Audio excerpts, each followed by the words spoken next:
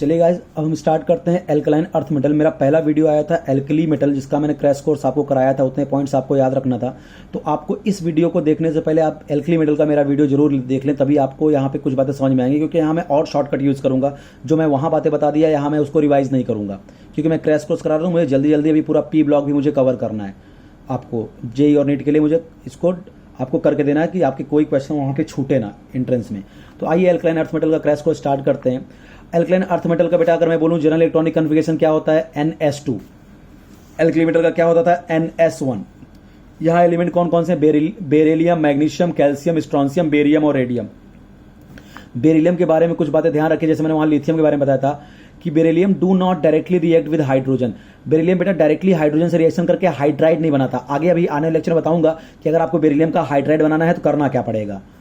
Beryllium is the amphoteric metal, एकमात्र alkaline earth metal जो amphoteric है। बाकी सारे मेटल प्योरली बेसिक होते हैं, ध्यान रखिएगा। जितने पॉइंट बता रहा हूं बहुत इंपॉर्टेंट है, इतना आपको बिल्कुल याद करके रखना है। Beryllium nitride is a volatile, इसके जो नाइट्राइड है वो बेरिलियम नाइट्राइड वोलाटाइल है। रेस्ट ऑफ जितने भी कंपाउंड है उनके जो नाइट्राइड्स होते हैं वो नॉन वोलाटाइल होते हैं। बेटा कट टू कट बता रहा हूं, एकदम क्वेश्चन पे क्वेश्चन आपको डायरेक्ट ऐसे ही मिलेंगे, ठीक है। क्योंकि देखिए पढ़ने को एस ब्लॉक से क्वेश्चन तो अगर आप कोई बुक सॉल्व करोगे, यूएसएस सॉल्व करोगे, प्रदीप सॉल्व करोगे, बनने को तो बेटा बड़े सारे क्वेश्चन बन सकते हैं। 600-700 क्वेश्चन यूएसएस में पढ़े हैं एस ब्लॉक के। बट जब एंट्रेंस एग्जामिनेशन में क्वेश्चन बनेगा तो कोई सेलेक्टिव ही बनेगा जो मोस्ट इंपॉर्टेंट होते हैं। तो मैं सारे मोस्ट इंपॉर्टेंट कंसेप्ट को यहां ला रहा हूं क्योंकि मुझे पता है आप यूएसएस सॉल्व, इस क्रैश कोर्स को आप करके यूएसएस सॉल्व करोगे आपको दिक्कत होगी, लेकिन जब आप एंट्रेंस में बैठोगे ना तो क्वेश्चन आपको यहीं से मिलने वाले हैं। 90% चांस है क्वेश्चन आपका यहां से मिल जाएगा आपको, क्योंकि वो सबसे एक इंपॉर्टेंट क्वेश्चन ही फ्रेम करेंगे। जब फ्रेम करेंगे तो मैं यहां बता रहा हूं बेरिलियम के लिए पॉइंट्स बता रहा हूं आपको। Do not directly react with hydrogen, beryllium hydrogen directly react नहीं करता, बाकी सब डायरेक्टली रिएक्ट करते हैं। बेरिलियम इज एम्फोटेरिक मेटल, ये एम्फोटेरिक है, एसिड से भी रिएक्शन करता है, बेस से भी रिएक्शन करता है। बाकी जितने भी मेटल हैं सब प्योर बेसिक होते हैं। बेरिलियम नाइट्राइड जो होता है वो वोलाटाइल होता है, बाकी सारे नाइट्राइड नॉन वोलाटाइल होते हैं। और beryllium can accommodate maximum 4 water molecule, ये अपने चारों तरफ 4 वाटर मॉलिक्यूल को अकोमोडेट करता है। डायरेक्ट क्वेश्चन आया हुआ है AIPMT में कि बेरिलियम कितने वाटर मॉलिक्यूल को एक क्वेश्चन ये पूछा था कि BeCl2.4s2, ये सही फॉर्मूला था इसका, कुछ ऐसा था। अभी आगे हम डिस्कस करते हैं। मैक्सिमम 4 वाटर मॉलिक्यूल अकोमोडेट करता है। हाँ, मेल्टिंग पॉइंट, अगर इन एलिमेंट्स के मेल्टिंग पॉइंट की बात करूं तो आपको 2 बातें याद रखना है बस केवल, कि बेरिलियम का मेल्टिंग पॉइंट यहां पे मैक्सिमम होता है और मैग्नीशियम का मेल्टिंग पॉइंट यहां पे मिनिमम होता है। ये 2 बातें हैं जो डायरेक्ट क्वेश्चन आते हैं आपको। तो यानी एल्कली मेटल में मैक्सिमम मेल्टिंग पॉइंट किसका है, बेरिलियम का। मिनिमम किसका है, मैग्नीशियम का। आयंसन पोटेंशियल की बात करें तो बेटा टॉप टू रन चलने पर आपको पता है साइज बढ़ेगा। साइज बढ़ेगा तो इलेक्ट्रॉन लूज करना आसान हो जाएगा, कम एनर्जी देने पर इलेक्ट्रॉन निकाल लोगे आप। इसलिए टॉप टू बॉटम चलने पर क्या होगा, आयोनाइजेशन एनर्जी डिक्रीज करती है। बट एक एक्सेप्शन है, यहां जो रेडियम और बेरियम है फ्लिप मार दी है, रेडियम की आयनिक एनर्जी बेरियम से ज्यादा हो जाती है। तो ये आप एक्सेप्शन याद रखेंगे। फ्लेम टेस्ट बहुत इंपॉर्टेंट, वहां पे मैंने फ्लेम टेस्ट पढ़ाया था एल्कली मेटल में। सबसे ज्यादा पूछते हैं बेटा बेरिलियम और मैग्नीशियम का फ्लेम कलर क्या होता है। ध्यान रखना, एल्कलाइन अर्थ मेटल में बेरिलियम और मैग्नीशियम कोई भी फ्लेम कलर नहीं देते, क्योंकि इनका आयोनाइजेशन पोटेंशियल काफी ज्यादा होता है, जिससे इलेक्ट्रॉन लूज करना निकले काफी डिफिकल्ट होता है। ध्यान रखने, बेरिलियम और मैग्नीशियम का कोई फ्लेम कलर नहीं होता। हाँ, कैल्शियम, स्ट्रॉन्सियम, बेरियम का फ्लेम कलर होता है। इसके लिए एक ट्रिक याद रखिए, BCA आप लोग सब जानते होंगे, बैचलर इन कंप्यूटर एप्लीकेशन होता है ना BCA। तो कैल्शियम का जो फ्लेम कलर है वो ब्रिक रेड, स्ट्रॉन्सियम का क्रिम्सन रेड, बेरियम का Apple green. BCA, calcium brick red, strontium crimson red, barium Apple green. BCA brick red, crimson red, Apple green. अब रिएक्टिविटी की बात करें, पहले टुवर्ड्स वाटर। देखिए बेटा, एल्कलाइन अर्थ मेटल के जो भी मेटल होते हैं वाटर से रिएक्शन करके अपने रिस्पेक्टिव हाइड्रोक्साइड बनाते हैं। याद करिए, एल्कली मेटल MOH टाइप के हाइड्रोक्साइड बनाते थे, क्योंकि उनका ऑक्सीजन स्टेट +1 होता था। लेकिन ये MOH होल ट्वाइस टाइप के हाइड्रोक्साइड बनाएंगे, क्योंकि इनका ऑक्सीजन स्टेट +2 होता है। ठीक है, तो एल्कलाइन अर्थ मेटल के जो एलिमेंट होते हैं वाटर से रिएक्शन करके MOH ट्वाइस टाइप के हाइड्रोक्साइड बनाते हैं, साथ में हाइड्रोजन गैस रिलीज करते हैं। ध्यान रखिए, एल्कली मेटल जब हमने हाइड्रोलिसिस किया था बेटा, तो वो कहीं पे भी हाइड्रोजन गैस रिलीज नहीं किया था। यही सब क्वेश्चन है जो आपको वहां पे क्लिक करना है। एल्कली मेटल का भी मैंने तुमको पढ़ाया था, वहां पे हाइड्रोजन उतने आसानी से रिलीज नहीं होती। तो यहाँ पे जब भी मेटल बेटा रिएक्शन करते हैं तो क्या करते हैं, हाइड्रोक्साइड और हाइड्रोजन गैस बहुत आसानी से रिलीज कर देते हैं, वहां थोड़ा डिफिकल्टी होती है। अब देखिए यहां पे कुछ बातें सुनिए। Beryllium do not react with water, direct question है, याद रखिए। बेरिलियम वाटर से रिएक्शन नहीं करता। Magnesium only react with hot water. बाकी जो नीचे के 3 है, कैल्शियम, स्ट्रॉन्सियम, बेरियम, ये सब कोल्ड वाटर से भी रिएक्शन कर जाते हैं। यानी मेटल जब वाटर से रिएक्शन करता है एल्कलाइन अर्थ मेटल, तो रिस्पेक्टिव हाइड्रोक्साइड और हाइड्रोजन गैस रिलीज करता है। अब इंपॉर्टेंट पॉइंट क्या है, बेरिलियम वाटर से रिएक्शन नहीं करता, मैग्नीशियम हॉट वाटर से रिएक्शन करता है, कोल्ड वाटर से नहीं कर सकता, बाकी ये लास्ट के जो है वो कोल्ड वाटर से भी रिएक्शन कर ले जाते हैं। तो ये सब बातें ध्यान रखेंगे। Reaction with nitrogen again important, जब एल्कलाइन अर्थ मेटल जब नाइट्रोजन से रिएक्शन करता है बेटा तो M3N2 टाइप के नाइट्राइड बनाता है।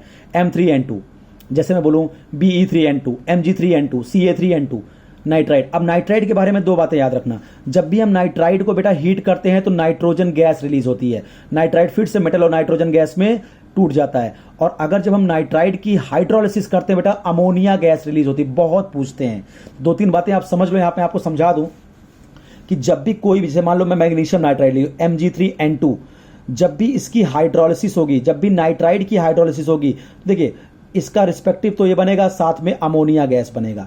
तो नाइट्राइड की हाइड्रोलिसिस से अमोनिया गैस बनता है बेटा।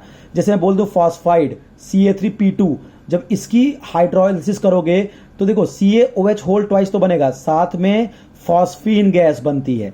ठीक है, तो नाइट्राइड की हाइड्रोलिसिस से अमोनिया गैस, फॉस्फाइड की हाइड्रोलिसिस से फॉस्फीन गैस। और बेटा यहां तक पूछा गया है क्वेश्चन यहां पे कि कितने मोल अमोनिया गैस बनेगी, तो उसकी भी ट्रिक बता दूं। नाइट्राइड के फॉर्मूले में जितने नाइट्रोजन दिखेंगे उतने ही मोल अमोनिया गैस रिलीज करेगा। तो अगर कोई पूछा है कि मैग्नीशियम नाइट्राइड की हाइड्रोलिसिस से कितने मोल अमोनिया, तो 2 मोल। कैल्शियम फॉस्फाइड की हाइड्रोलिसिस से कितने मोल फॉस्फीन, तो 2 मोल। एल्यूमिनियम फॉस्फाइड की हाइड्रोलिसिस से कौन सी गैस रिलीज होगी, फॉस्फीन, कितने मोल, तो एक ही फास्फोरस है तो 1 मोल फॉस्फीन। ध्यान रखिएगा इस बात को। अगला देखिए, अब रिएक्शन विद एयर, एयर के साथ इसकी रिएक्शन। तो बेटा जब एयर के साथ ये रिएक्शन करेंगे तो एयर में बेटा ऑक्सीजन भी होता है, नाइट्रोजन भी। तो नाइट्रोजन से रिएक्शन करके तो M3N2 टाइप के नाइट्राइड बनाते हैं, इनकी सारी डिस्कशन में पहले ही बता दिया। ऑक्सीजन के साथ रिएक्शन के बहुत ध्यान से देखना बेटा, बेरिलियम और मैग्नीशियम ऑक्सीजन के साथ रिएक्शन करके ऑक्साइड बनाते हैं, जबकि rest of the other element calcium, strontium, barium, ये सब परऑक्साइड बनाते हैं। डायरेक्ट क्वेश्चन पे मैं अटैक कर रहा हूं इस समय। बेरिलियम और मैग्नीशियम जो हैं वो क्या करते हैं, एयर में प्रेजेंट ऑक्सीजन से रिएक्शन करके ऑक्साइड बनाते हैं। किस टाइप का, MO टाइप का। ठीक है, और ये सब MO2 टाइप का परऑक्साइड बनाते हैं। कैल्शियम, स्ट्रोंशियम, बेरियम ये सब ऑक्साइड नहीं बनाते। तो ध्यान रखेंगे इस बात का। नॉर्मल सेट ऑफ कंडीशन में जब एयर से रिएक्शन होती है तो बेरिलियम और मैग्नीशियम क्या कराते हैं, अपने ऑक्साइड बनाते हैं, और बाकी rest of the element peroxide बनाते हैं। आपको पता है अगर मैं ऑक्साइड की हाइड्रोलिसिस करूंगा तो क्या बनेगा, उनके रिस्पेक्टिव हाइड्रोक्साइड बनेंगे। और अगर मैं परऑक्साइड की हाइड्रोलिसिस करूंगा तो क्या रिस्पेक्टिव हाइड्रोक्साइड तो बनेंगे, साथ ही H2O2 भी बनेगा, जैसा हमने एल्कली मेटल में भी बताया था। ध्यान रखेंगे इस बात को। एक बात ध्यान रखिएगा, डायरेक्ट पूछते हैं कि कौन सा ऐसा मेटल है जो CO2 के साथ बर्न होता है। तो जो एल्कलाइन अर्थ मेटल होते हैं बेटा वो CO2 के प्रेजेंस में भी बर्न हो जाते हैं। तो they also burn in presence of CO2, जैसे magnesium plus CO2, MgO plus carbon. चलिए अब रिएक्शन विद कोक, ये सबसे इंपॉर्टेंट डिस्कशन है एल्कलाइन अर्थ मेटल का। यहां से मैक्सिमम क्वेश्चन पूछते हैं। तो देखिए बेरिलियम जब कोक के साथ रिएक्शन करता है बेटा तो बेरिलियम कार्बाइड बनाता है। आपको फार्मूला बिल्कुल याद रखना है, बेरिलियम कार्बाइड का फार्मूला Be2C। ठीक है, जहां पे बेरिलियम पे +2 का चार्ज ऑक्सीजन स्टेट और कार्बन पे -4 का होता है, चार्ज भी पूछा गया है। तो बेरिलियम जब कोक के साथ रिएक्शन करता है बेरिलियम कार्बाइड बनाता है, जिसका फॉर्मूला Be2C होता है, और इसकी हाइड्रोलिसिस के बाद मीथेन गैस रिलीज होती है। ये भी क्वेश्चन पूछा गया है, इसकी हाइड्रोलिसिस के बाद मीथेन गैस रिलीज होती है। और सेम क्वेश्चन बेटा सेम फॉर्मेट चलेगा एल्यूमिनियम, क्योंकि बेरिलियम का डायगोनल रिलेशनशिप किसके साथ होता है, एल्यूमिनियम के साथ। तो अगर कोई पूछे एल्यूमिनियम कार्बाइड की हाइड्रोलिसिस से कौन सी गैस रिलीज होगी, तो आप सब फिर भी आंसर दोगे मीथेन गैस ही रिलीज होगी, क्योंकि बेरिलियम और एल्यूमिनियम का डायगोनल रिलेशनशिप होता है। मैग्नीशियम जब कोक के साथ रिएक्शन करता है तो Mg2C3 टाइप का कार्बाइड बनाता है, मैग्नीशियम कार्बाइड। फॉर्मूला बिल्कुल रटा होना चाहिए, Mg2C3। ठीक है, और इसकी हाइड्रोलिसिस करेंगे तो देखो 3 कार्बन है तो C3H4 प्रोपाइन गैस रिलीज होगी। कैल्शियम जब कोक के साथ रिएक्शन करेगा CaC2 टाइप का कार्बाइड बनाएगा, और इसकी हाइड्रोलिसिस करेंगे तो C2H2 एसिटाइलिन गैस रिलीज होगी। तो ये गैस भी बहुत पूछते हैं, बेरिलियम कार्बाइड से मीथेन, मैग्नीशियम कार्बाइड से प्रोपाइन C3H4 और कैल्शियम कार्बाइड से एसिटाइलिन गैस रिलीज होती है। इवन अब आपको मैग्नीशियम कार्बाइड और कैल्शियम कार्बाइड में कितने सिग्मा कितने पाई ये भी पूछते हैं। तो देखिए कार्बाइड पे मेनली क्वेश्चन पूछते हैं, कार्बाइड में क्या होगा। तो देखिए मैग्नीशियम कार्बाइड में अगर मैं कार्बाइड का स्ट्रक्चर बनाऊं C3 तो C single bond C triple bond C। देखो -4 का चार्ज है तो इस वाले कार्बन पे -1 और इस वाले कार्बन पे -3 का चार्ज है, -3 -1 -4। तो देखिए 2 सिग्मा 2 पाई, तो मैग्नीशियम कार्बाइड के कार्बाइड में 2 सिग्मा 2 पाई बॉन्ड, एक कार्बन पे -3 एक कार्बन पे -1। कैल्शियम कार्बाइड CaC2, तो देखो मैंने C2 बनाया। ठीक है, तो यहां पर आप देखिए क्या होगा, 1 सिग्मा 1 पाई, -1 -1 का चार्ज होगा, 1 सिग्मा 1 पाई। ध्यान रखेंगे बेटा, कैल्शियम कार्बाइड जब नाइट्रोजन से रिएक्शन करता है तो CaCN2 प्लस कार्बन बनाता है। अब ये CaCN2 प्लस कार्बन, इस मिक्सचर को बोलते हैं नाइट्रोलिम। इस मिक्सचर को क्या बोलते हैं? नाइट्रोलिम। CaCN2 प्लस कार्बन बहुत इंपॉर्टेंट रिएक्शन है ये। कैल्शियम कार्बाइड जब नाइट्रोजन से रिएक्शन करता है तो CaCN2 प्लस कार्बन बनता है और इस पूरे मिक्सचर को बोलते हैं नाइट्रोलिम। और केवल CaCN2 को बोलते हैं कैल्शियम साइनामाइड। और जब CaCN2 की हम हाइड्रोलिसिस करते हैं स्टीम की प्रेजेंस में, तो बेटा ये देखिए 2 नाइट्रोजन है तो 2 मोल अमोनिया और कैल्शियम कार्बोनेट में टूटता है, तो यहां से कैल्शियम साइनामाइड की हाइड्रोलिसिस से अमोनिया गैस मिलती है। ये भी क्वेश्चन पूछते हैं, ठीक है। अगला है, अब इनके कंपाउंड्स पे आते हैं। पहला हाइड्राइड्स। तो जब ये एल्कलाइन अर्थ मेटल जो होता है वो हाइड्रोजन से रिएक्शन करके MH2 टाइप के हाइड्राइड्स बनाते हैं जो आयनिक नेचर के होते हैं। ऐसा याद करिए, हमने एल्कली मेटल में भी बताया था। MH2 टाइप के हाइड्राइड्स जैसे CaH2, MgH2 ऐसे हाइड्राइड बनाएंगे और ये आयनिक होते हैं। एक्सेप्शन है, बेरिलियम और मैग्नीशियम के हाइड्राइड बेटा कोवेलेंट होते हैं और पॉलीमर के फॉर्म में एग्जिस्ट करते हैं। जितने एक्सेप्शन है बेटा वही क्वेश्चन है, यानी इनके जो हाइड्राइड्स हैं आयनिक होते हैं। एक्सेप्शन क्या है? BeH2 और MgH2। बेरिलियम और मैग्नीशियम का जो हाइड्राइड है वो कोवेलेंट होता है और पॉलीमरिक फॉर्म में एग्जिस्ट करता है। तो देखिए अब अगला question, BeH2 can not be prepare directly. ये मैंने स्टार्ट में ही आज लेक्चर जब स्टार्ट किया था मैंने आपको बताया था कि beryllium do not react with hydrogen. Beryllium hydrogen directly reaction करके बेरिलियम हाइड्राइड नहीं बनाता। अब उसी बात पे आ गया मैं कि beryllium can not be prepare directly.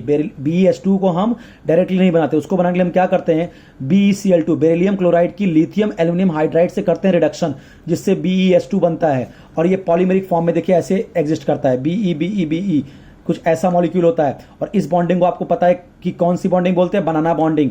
3 centre 2 electron bond. देखिए 1 2 3 सेंटर के बीच में 2 इलेक्ट्रॉन मूव करते रहते हैं, इसको 3 सेंटर 2 इलेक्ट्रॉन बॉन्ड या बनाना बॉन्ड बोलते हैं, जो बेरिलियम के हाइड्राइड में पाया जाता है। बनाना बॉन्ड का डिटेल वीडियो मैं आपको बाद में दूंगा। अभी मैं क्रैश कोर्स करा रहा हूं तो मैं फटाफट जो क्वेश्चन बनते हैं डायरेक्ट आपको याद करवा रहा हूं, ठीक है। बेरिलियम हाइड्राइड का स्ट्रक्चर ये हो गया। इसमें बॉन्डिंग कौन सी पाई जाती है? बनाना बॉन्डिंग या 3 सेंटर 2 इलेक्ट्रॉन बॉन्ड। देखिए CaH2 कैल्शियम हाइड्राइड का एक नाम है हाइड्रोलिथ। CaH2 को हम हाइड्रोलिथ बोलते हैं और इसका यूज करते हैं हाइड्रोजन के ट्रांसपोर्ट में। अगर कभी भी मुझे हाइड्रोजन को एक जगह से दूसरी जगह ले जाना होता है तो हम CaH2 के फॉर्म में ले जाते हैं, तो हाइड्रोलिथ का यूज करते हैं, use in transport of H2। अब आइए हाइलाइट्स पे अगर मैं बात करूं तो वही फिर से बात होगी कि जब ये एल्कली मेटल हाइड्रोजन से रिएक्शन करेंगे तो MX2 टाइप के हाइलाइट बनाएंगे, जैसे BeCl2, MgCl2, CaCl2। और ये हाइलाइट भी आयनिक होते हैं except beryllium halide. Beryllium halide is covalent. बेटा जितना एक्सेप्शन है ना समझ लो वही क्वेश्चन है। सारे हाइलाइट आयनिक होते हैं। देखिए हाइड्राइड में बेरिलियम और मैग्नीशियम दोनों कोवेलेंट थे, बट हाइलाइट में केवल बेरिलियम कोवेलेंट है, बाकी सब आयनिक होते हैं।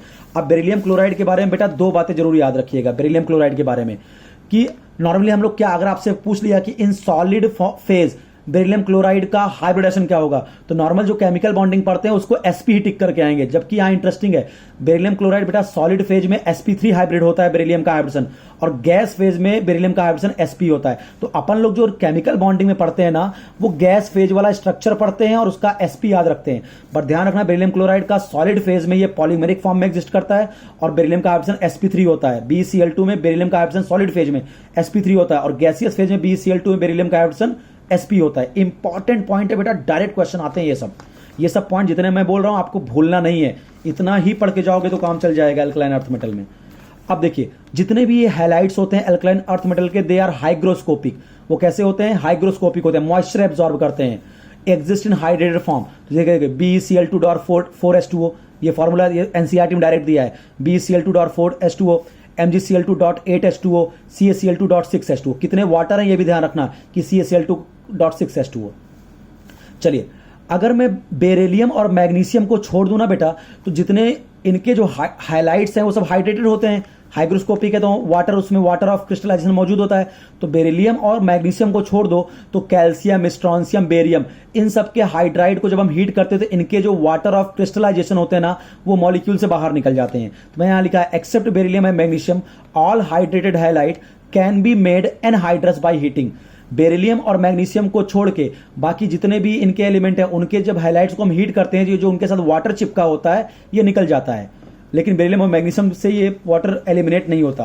अब आते हैं मेल्टिंग पॉइंट ऑफ हाइलाइट। तो देखिए मेल्टिंग पॉइंट में भी वही सेम हाइलाइट के केस में मैंने याद करिए आपको एल्कली मेटल का वीडियो अगर आपने देखा है, मैंने क्या बोला था कि हाइलाइट में चाहे थर्मल स्टेबिलिटी पूछे, चाहे सॉल्युबिलिटी पूछे, चाहे मेल्टिंग पॉइंट पूछे, आपको क्या करना है, दो चीजें चेक करना है कि क्या हैलोजन वेरी कर रहा है। अगर हैलोजन वेरी करना है तो चाहे थर्मल स्टेबिलिटी पूछे, चाहे सॉल्युबिलिटी पूछे, चाहे मेल्टिंग पॉइंट पूछे, आपको आंसर लैटिस एनर्जी के हिसाब से देना है। और अगर मेटल वेरी कर रहा है तो आपको चाहे फिर सॉल्युबिलिटी पूछे, चाहे मेल्टिंग पॉइंट पूछे, चाहे थर्मल स्टेबिलिटी पूछे, आपको आंसर आयनिक नेचर से देना है। अगर आप इसको अच्छे से समझना चाहते हैं तो आप चले जाइए मेरे एल्कली मेटल वाले क्रैश कोर्स वाले वीडियो में, वहां मैंने आपको डिटेल में समझाया। फिर भी मैं एक बार यहां बता देता हूं। देखो हम हाइलाइट्स लिए MF2, MCl2, MBr2, Mi2। देखो मैंने मेटल फिक्स किया, हैलोजन वेरी किया। अब अगर मुझे मेल्टिंग पॉइंट का ऑर्डर इसको बताना है तो आप खुद बताइए, टॉप टू बॉटम चलने पर हैलोजन का साइज बढ़ेगा। हैलोजन का साइज बढ़ेगा तो बेटा लैटिस एनर्जी क्या हो जाएगी, कम हो जाएगी, क्योंकि लैटिस एनर्जी मैंने पिछले वीडियो में बताया, lattice energy inversely proportional to size होता है। Lattice energy inversely proportional to size. तो हैलोजन वेरी कर रहा है, लैटिस एनर्जी देखोगे तो हैलोजन का साइज ज्यादा तो लैटिस एनर्जी कम, और लैटिस एनर्जी कम होगी तो मेल्टिंग पॉइंट भी कम होगा। तो देखिए मेल्टिंग पॉइंट डिक्रीज हो रहा है। अगला क्वेश्चन देखिए, BeCl2, MgCl2, CaCl2, SrCl2, BaCl2। अब देखिए हमने मेटल को डिफरेंट हैलोजन सेम कर दिया, मेटल वेरी किया। अब मेटल वेरी किया तो मेल्टिंग पॉइंट का ऑर्डर आयनिक नेचर से आएगा, और ionic nature directly proportional to size of cation. अगर कैटायन का साइज ज्यादा तो आयनिक नेचर ज्यादा। तो टॉप टू बॉटम चलने पर बेरिलियम से बड़ा साइज मैग्नीशियम का, मैग्नीशियम से बड़ा साइज कैल्शियम का, कैल्शियम से बड़ा साइज स्ट्रॉन्शियम का, स्ट्रॉन्शियम से बड़ा साइज बेरियम +2 का। तो जैसे जैसे कैटायन का साइज बढ़ेगा वैसे वैसे क्या होगा बेटा, आयनिक नेचर बढ़ेगा। वैसे वैसे आयनिक नेचर बढ़ेगा तो क्या होगी, लैटिस एनर्जी भी बढ़ेगी। वैसे मेल्टिंग पॉइंट भी बढ़ेगा, और आयनिक नेचर बढ़ेगा तो वाटर सॉल्युबिलिटी भी बढ़ेगी। Carbonate and bicarbonate same. यहां पे आप एक बात देखिए, बहुत इंपॉर्टेंट है। अगर मैं सेकंड ए ग्रुप की बात करूं, सेकंड ग्रुप के जो बाइकार्बोनेट होते हैं बेटा वो हाईली सॉल्युबल होते हैं, जबकि फर्स्ट ए के बाइकार्बोनेट लेस सॉल्युबल होते हैं। बिल्कुल याद रखना, डायरेक्ट क्वेश्चन आएंगे ये सब। सेकंड ए के जो बाइकार्बोनेट होते हैं हाईली सॉल्युबल, ऐसे याद कर दो। सेकंड ए ग्रुप के लिए एक ट्रिक बता सकता हूं, बाइकार्बोनेट होता है HCO3, सेकंड H का मतलब हाईली सॉल्युबल होते हैं। सेकंड ए ग्रुप के बाइकार्बोनेट हाईली सॉल्युबल होते हैं। सेकंड का याद करो, फर्स्ट उसका उल्टा कर देना। सेकंड ए ग्रुप के बाइकार्बोनेट हाईली सॉल्युबल होते हैं, फर्स्ट ए के लेस सॉल्युबल होते हैं। सेकंड ए ग्रुप के कार्बोनेट इनसॉल्युबल होते हैं, जबकि फर्स्ट ए के कार्बोनेट सॉल्युबल होते हैं, ध्यान रखिएगा। अब कैल्शियम कार्बोनेट के बारे में दो तीन बातें याद रखें। कैल्शियम कार्बोनेट को बेटा जब हम हीट करते हैं तो इससे CO2 गैस बाहर चली जाती है और आपको CaO मिलता है। इसको क्विक लाइम बोलते हैं। क्विक लाइम बहुत इंपॉर्टेंट कंपाउंड होता है, फॉर्मूला याद रखेंगे। जब कैल्शियम कार्बोनेट को हीट करते हैं CO2 बाहर जाती है और कैल्शियम ऑक्साइड बनता है, इसको क्विक लाइम बोलते हैं। जब इस क्विक लाइम का हम वाटर से रिएक्शन करते हैं CaOH होल ट्वाइस बनता है, इसको हम स्लेक्ड लाइम बोलते हैं। अगर इस स्लेक्ड लाइम का मेरे पास एक्वा सॉल्यूशन है तो इसके एक्वा सॉल्यूशन, स्लेक्ड लाइम के एक्वा सॉल्यूशन को हम बेटा लाइम वाटर बोलते हैं। और अगर मुझे इस स्लेक्ड लाइम का सस्पेंशन मेरे पास है तो उसको हम मिल्क ऑफ लाइम बोलते हैं। तो बच्चों को बड़ा कंफ्यूजन होता है कि लाइम वाटर क्या है, मिल्क ऑफ लाइम क्या होता है, लाइम वाटर क्या होता है, मिल्क ऑफ लाइम क्या होता है। तो बहुत ध्यान समझना। कैल्शियम कार्बोनेट को हीट किया, CO2 बाहर चला गया, क्विक लाइम बना। अब इसको हम अगर वाटर से ट्रीट करेंगे तो क्या बनेगा, CaOH whole twice, slaked lime बनेगा। अब अगर इसका मुझे CaOH होल ट्वाइस का मेरे पास एक्वा सॉल्यूशन है तो इसको हम लाइम वाटर बोलते हैं। और अगर मुझे स्लेक्ड लाइम का मेरे पास सस्पेंशन है तो उसको मैं मिल्क ऑफ लाइम बोलते हैं। एक और इंपॉर्टेंट बात यहां से पूछी जाती है कि जब हम स्लेक्ड लाइम का ड्राई क्लोरीन गैस इस पे पास करते हैं, जब इसके सॉल्यूशन में हम ड्राई क्लोरीन गैस पास करते हैं तो हमको ब्लीचिंग पाउडर मिलता है। इसका फॉर्म, इसको क्या बोलते हैं, कैल्शियम क्लोरो हाइपोक्लोराइड। तो कभी कभी ब्लीचिंग पाउडर नहीं देकर इसका नाम दे देता है, calcium chloro hypochlorite bleaching powder बनता है। अब इसके कुछ इंपॉर्टेंट कंपाउंड, पहला plaster of Paris POP। Plaster of Paris कैसे बनाते हैं बेटा, एक कंपाउंड याद रखना CaSO4.2H2, इसको जिप्सम बोलते हैं। जिप्सम को हीट करते हैं तो CaSO4.12H2O बनता है, यानी 2 वाटर हाफ वाटर में आ जाता है। तो ये जिप्सम का फॉर्मूला CaSO4.2H2, जब इसको हीट करते हो तो CaSO4.12H2, इसको प्लास्टर ऑफ पेरिस बोलते हैं। यहां से एक क्वेश्चन पूछते हैं कि जो setting of plaster of Paris है, प्लास्टर ऑफ पेरिस का मतलब बेटा जैसे हम लोग के जब हाथ वगैरह हड्डी टूट जाती है तो प्लास्टर लगता है, तो setting of plaster of Paris is exothermic और एंडोथर्मिक। तो ध्यान रखिए, जो सेटिंग होता है बेटा, जो प्लास्टर ऑफ पेरिस जो ठोस बन जाता है, सॉलिड बन जाता है, वो प्रोसेस एक्सोथर्मिक होता है, वहां हीट रिलीज होती है। तो setting of plaster of Paris is exothermic. अब सीमेंट की बात करें, अगला कंपाउंड है सीमेंट। सीमेंट का पहले रॉ मटेरियल पूछते हैं कि सीमेंट का रॉ मटेरियल क्या क्या होता है। तो पहला देखिए, लाइम स्टोन CaO 60% होता है सीमेंट में। क्ले में हम या तो हम सिलिका और एल्यूमिना यूज करते हैं, क्ले में वो 22% होता है। आप परसेंट ना भी याद करो तब भी चल जाएगा। सीमेंट का raw material lime stone CaO, clay में सिलिका और एल्यूमिना यूज करते हैं, और थोड़ा सा जिप्सम यूज करते हैं, 2 to 3% जिप्सम यूज करते हैं। तो एक क्वेश्चन ये पूछते हैं कि रॉ मटेरियल क्या है, तो लाइम स्टोन, क्ले में क्या यूज करते हैं, SiO2 और Al2O, तो ध्यान रखिएगा। और जिप्सम, क्वेश्चन पूछते हैं जिप्सम क्यों मिलाते हैं सीमेंट में, तो to decrease the rate of setting, यानी जो सीमेंट बहुत जल्दी ठोस ना बन जाए, इसीलिए हम क्या बनाते हैं जिप्सम, कि पता चला कि हम मॉइस्चर को एब्जॉर्ब करके ही वो बहुत जल्दी सेट हो जाए। तो सीमेंट में सेटिंग के रेट को डिक्रीज करने के लिए, जल्दी से सीमेंट जल्दी से सॉलिडिफाई ना हो जाए, उसके लिए हम जिप्सम मिलाते हैं। ठीक है, अब देखिए एनसीईआरटी में डायरेक्ट पॉइंट एक लिखा है, उसको आप ध्यान दीजिएगा। For good quality cement silica और एल्यूमिना का जो रेशियो होना चाहिए 2.5 से 4 के बीच होना चाहिए। एनसीईआरटी में लिखा है, तो कभी भी ये क्वेश्चन पूछ सकते हैं आपसे कि for good quality cement silica और एल्यूमिना जो हम क्ले यूज करते हैं उनका रेशियो क्या होना चाहिए, 2.5 से 4 के बीच। अब थर्मल स्टेबिलिटी की पूछें, तो थर्मल स्टेबिलिटी की अगर हम बात करें बेटा, तो आपको पता है thermal stability directly proportional to ionic nature होता है, एक्सेप्ट सेकेंड ए ग्रुप के लिए directly proportional ionic rate except hydrides and oxide. याद करिए फर्स्ट ए ग्रुप में thermal stability directly proportional to ionic character था, बट एक्सेप्ट हाइड्राइड में ये बात उल्टा होती थी। बट सेकेंड ए ग्रुप में thermal stability directly proportional to ionic character तो होता है, बट यहां पे हाइड्राइड और ऑक्साइड में इसका रिवर्स होता है केस। आप फर्स्ट ए ग्रुप का वीडियो जाकर देख लीजिए। अब सॉल्युबिलिटी की बात करते हैं बेटा। सॉल्युबिलिटी के लिए आपको मैं एक ट्रिक बताता हूं। पहला आप याद रखिए C²HD। C²HD का मतलब C² का मतलब 2C। पहला C रिप्रेजेंट कार्बोनेट, दूसरा C represent chromate, S represent sulphate. तो सेकेंड ए ग्रुप के कार्बोनेट दिए जाएं, सेकेंड ए ग्रुप के क्रोमेट दिए जाएं, सेकेंड ए ग्रुप के सल्फेट, तो उनकी सॉल्युबिलिटी टॉप टू बॉटम चलने पर D का मतलब डिक्रीज। तो C²HD, C²HD का मतलब C² का मतलब 2C है। सेकेंड ए ग्रुप के कार्बोनेट, क्रोमेट और सल्फेट, इनकी सॉल्युबिलिटी टॉप टू बॉटम चलने पर डिक्रीज होती है। जैसे देखिए हमको सल्फेट दिया टॉप टू बॉटम का, तो सॉल्युबिलिटी का ऑर्डर पूछा, डिक्रीज कर दिया मैंने। दूसरा HOFI, इसको याद करिए HOFI, H का मतलब हाइड्रोक्साइड, सेकेंड ग्रुप का हाइड्रोक्साइड, ऑक्सिलेट, फ्लोराइड्स, इनकी जो सॉल्युबिलिटी होती है टॉप टू बॉटम चलने पर इंक्रीज होती है। मैं एकदम कट टू कट आपको बता रहा हूं बेटा, इसके बाहर क्वेश्चन आने वाला नहीं है। तो आप देखिए सॉल्युबिलिटी की बात करूं तो C²HD सेकेंड ग्रुप का C²HD, कार्बोनेट, क्रोमेट और सल्फेट की सॉल्युबिलिटी सेकेंड ग्रुप के कार्बोनेट, सेकेंड ग्रुप के क्रोमेट, सेकेंड ग्रुप के सल्फेट की सॉल्युबिलिटी टॉप टू बॉटम चलने पर डिक्रीज होती है। सेकेंड ग्रुप के हाइड्रोक्साइड, सेकेंड ग्रुप के ऑक्सिलेट, फ्लोराइड की सॉल्युबिलिटी टॉप टू बॉटम चलने पर इंक्रीज होती है। ठीक है, तो देखिए हमने इनके अगर बात करें, हमने इसकी फ्लोराइड लिया तो देखिए इनकी सॉल्युबिलिटी क्या हो रही है, इंक्रीज हो रही है टॉप टू बॉटम चलने पर फ्लोराइड के केस में। तो ये हमने आपका कंप्लीट कर दिया बेटा एल्कलाइन अर्थ मेटल को। इससे ज़्यादा आपको पढ़ने की जरूरत नहीं, इतना कम से कम आप जरूर याद करके जाइएगा। ठीक है, थैंक यू।